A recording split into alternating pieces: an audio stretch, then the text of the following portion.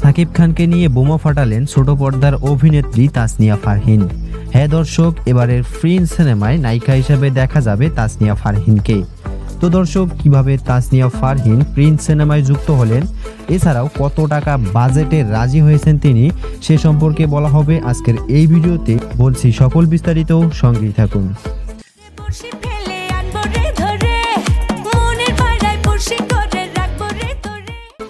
তাহলে এবার ছোট পর্দার অভিনেত্রী তাসনিয়া ফারহিনের অভিষেক ঘটলো বড় পর্দায়। গোপন সূত্রে জানা গেছে সাকিব খানের প্রিন্স সিনেমাটি এবার দেশীয় স্টাইলে নয়, বরং তামিল মুভির অ্যাকশনে শুট করা হবে। দর্শক হৃদয়ে গেঁথে গেছে তাসনিয়া ফারহিন সহ সাকিব খানের প্রিন্স সিনেমার নাম।